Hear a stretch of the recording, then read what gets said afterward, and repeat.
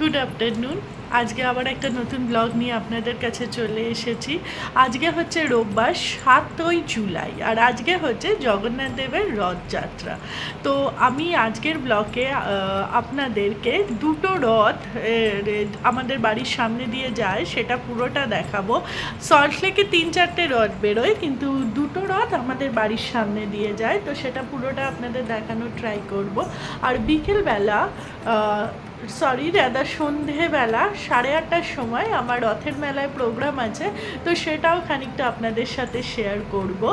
আর যদি আমার এই পুরো ব্লগ আপনাদের ভালো লাগে তাহলে প্লিজ আমার চ্যানেলটা সাবস্ক্রাইব করবেন।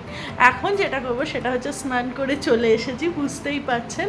এখন হচ্ছে জগন্নাথ দেবের পোশাক চেঞ্জ করব, যেটা পুরনো পোশাক পরেছিল নতুন পোশাক পরাবো, তার সাথে জগন্নাথ দেবের পুজো করব। তো চলুন ব্লগটা স্টার্ট করা যাক। এই যে আমাদের জগন্নাথ দেব, সুভদ্রা এবং বলরাম দেবকে নতুন পোশাক পরানো হচ্ছে।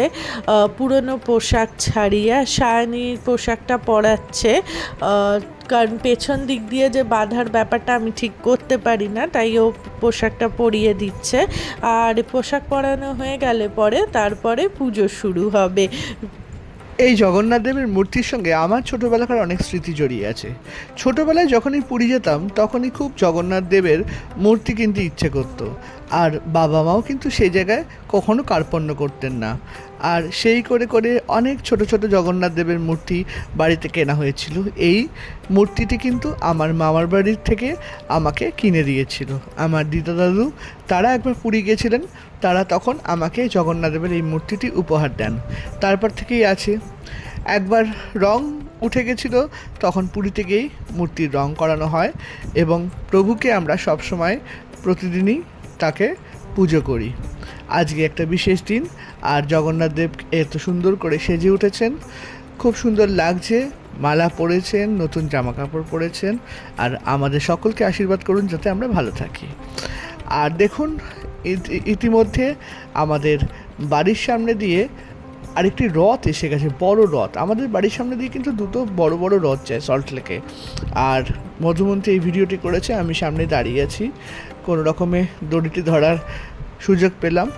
আর এই রথটি যেতে যেতেই দ্বিতীয় রথটি আসতে শুরু করলো। এখানে কিন্তু একটা বিশাল বড় ট্যাবলো যায় প্রত্যেকটি রথের সামনে, এবং সেখানে প্রত্যেকে বিভিন্ন রকম সেজে, কেউ রাধাকৃষ্ণের নাচে তালে, কেউ রাম সীতা হনুমান সেজে, কেউ কেউ মহাদেবের মূর্তি নিয়ে এই বিভিন্ন ট্যাবলোতে যেতে থাকে। চলুন একটা একটা করে ট্যাবলো আপনাদের দেখানো যাক। এই সংঘটা কিন্তু সিবি ব্লক, সল্টলেকের একটা নাম করা ব্লক, সিবি ব্লক থেকে ছাড়ে। সিবি ব্লক থেকেই শুরু হয় এই রথযাত্রা এবং ঘুরে এটি শেষ হয় আবার সিবি ব্লকে।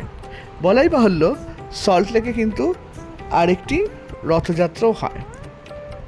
সেই রথযাত্রাটি আমাদের বাড়ি থেকে মাত্র 10টা বাড়ি পরে একটি বাড়ি থেকে শুরু হয়, কারণ সেখানেই সেই রথযাত্রার জগন্নাথ বলরাম সুভদ্রা থাকে।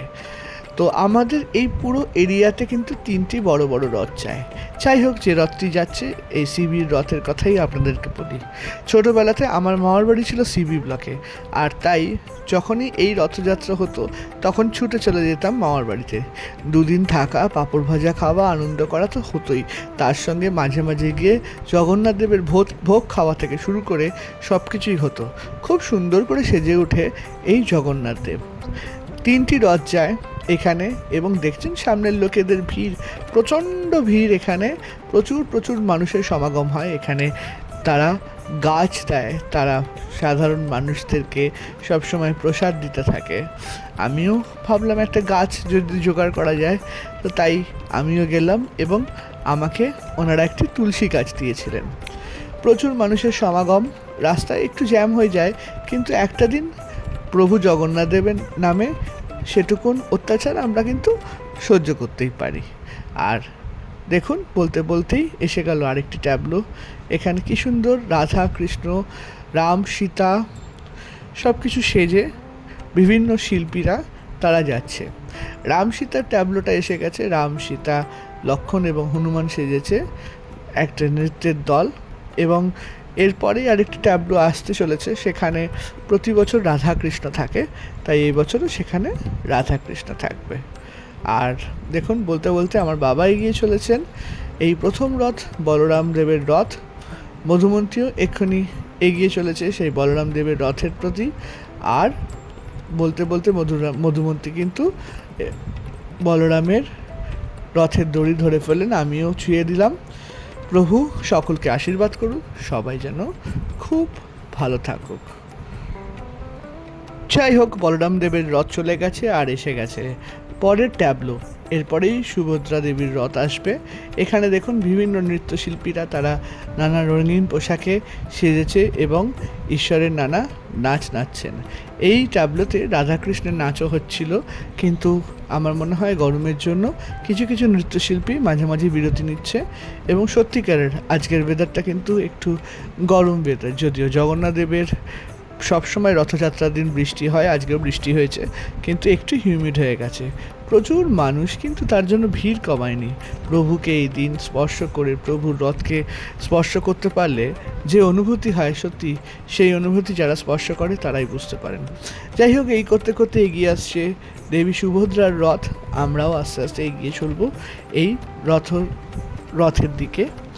প্রচুর মানুষ রথটিকে টানতে টানতে নিয়ে আসছেন। দেবী সুভদ্রার রথের একটা জিনিস দেখলাম, আমার খুব ভালো লাগলো, বিভিন্ন মহিলারা কিন্তু এই রথটি টানছে। যাই হোক, দেবী সুভদ্রার রথের দড়িটি স্পর্শ করে নিলাম। মধুমন্তীও দেবী সুভদ্রার রথের দড়ি স্পর্শ করেছে। আর প্রত্যেকটি রথ থেকে কিন্তু প্রসাদ দেওয়া হয়। আমি দেবী সুভদ্রার দর্শনটা করিয়ে দিলাম। আমি এই 3টি রথ থেকেই কিন্তু গজা পেয়েছি। তারা যে আমাদের পুরীর গজা, সেরকমই ছোট ছোট গজা প্রত্যেক মানুষকে দিচ্ছিল। প্রচুর মানুষের ভিড়, প্রত্যেকেই হাত পেতে প্রসাদ নিচ্ছিলেন। এবং এখানকার মানুষজনেরা এত ভালো, তারা কিন্তু সব সময় দেয়। আর তাছাড়া সামনেই স্বাগত স্টল থাকে, সেখানে তারা জুস থেকে শুরু করে অনেক কিছু দেয় সাধারণ মানুষদের। আর দেখুন, বলতে বলতে তৃতীয় ট্যাবলোটি এসে গেল। এখানেও বেশ কিছু নৃত্যশিল্পী তারা নৃত্য পরিবেশনা করছিলেন। পেছনে শ্রীকৃষ্ণের বেশে একজন সেজেছিল, তিনি গরমের জন্য একটু রেস্ট নিচ্ছিলেন। আর বিভিন্ন নৃত্যশিল্পীরা ঘুরিয়ে ঘুরিয়ে তারা নাচছিল। এই রথযাত্রাটা কিন্তু খুব কালারফুল। সল্টলেকের এই রথযাত্রা যারা দেখেননি, তাদের জন্য কিন্তু আমরা এই রথযাত্রাটা পুরো ডিটেলসে দেখানোর চেষ্টা করলাম। অধীর আগ্রহে আমরা দাঁড়িয়ে আছি। আর বলতে বলতেই চলে এলো জগন্নাথ দেবের রথ। জয় জগন্নাথ বলে এবারে আমরা এগিয়ে যাব প্রভুর রথের দিকে।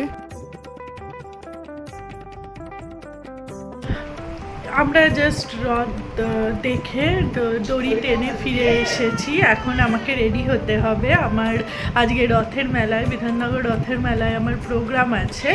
তো এবার রেডি হয়ে বেরোবো। আমার 8:30টায় স্টেজ দেবে, তো আমি 8টার মধ্যে ওখানে পৌঁছে যাব। আমার নাচের কিছু মুহূর্ত আপনাদের সাথে শেয়ার করলাম প্রতিবারের মতন। আর প্রতিবারের মতনই আমি আমার মিউজিকটা কমিয়ে দিয়েছি, না হলে কপিরাইট ক্লেম চলে আসবে, এর জন্য।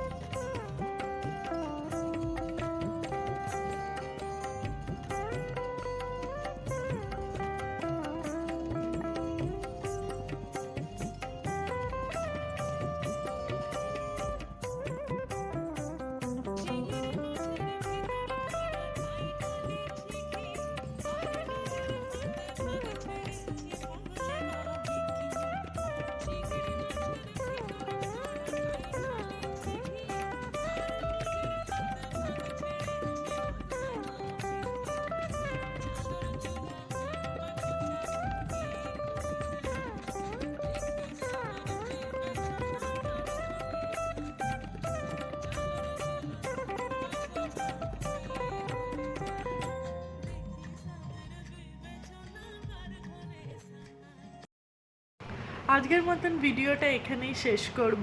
অ্যাকচুয়ালি রেডি হওয়ার পরে আমি আর আপনাদের ব্লগকে কোনো ভিডিও মানে আমি করতে পারিনি মেলায় পৌঁছানোর বা আমার স্টুডেন্টের সাথে কোনো ভিডিওই করতে পারিনি, কারণ কি না প্রচণ্ড রাশ ছিল, যেহেতু জগন্নাথ দেবের রথ টেনে এসে তারপরে রেডি হয়ে মেলায় গেছি, তো অনেকটা দেরি হয়ে গেছিলো, তাই একদম তাড়াতাড়ি রেডি হয়ে দৌড়েছি। মেলার কমিটির থেকে আমায় ফোন করছিল, আমার স্টুডেন্টও দেরি করেছে, ও একই পাড়ায় থাকে, তো রথ টানতে গেছে করে খুব হচপচ হয়ে গেছিলো, তাই আর ভিডিও করা হয়নি। বাট আমি আপনাদের সাথে আমার নাচের ভিডিওটা খানিকটা শেয়ার করলাম, আর পুরো রথ যে আমাদের এখান দিয়ে যায় সেই পুরো রথ যাত্রা সেটা পুরো আপনাদের সাথে শেয়ার করেছি। যদি আমার এই ভিডিও আপনাদের ভালো লাগে তাহলে প্লিজ আমার চ্যানেলটা সাবস্ক্রাইব করবেন আর লাইক কমেন্ট করতে ভুলবেন না। আজকের মতন ভিডিওটা এখানেই শেষ করছি।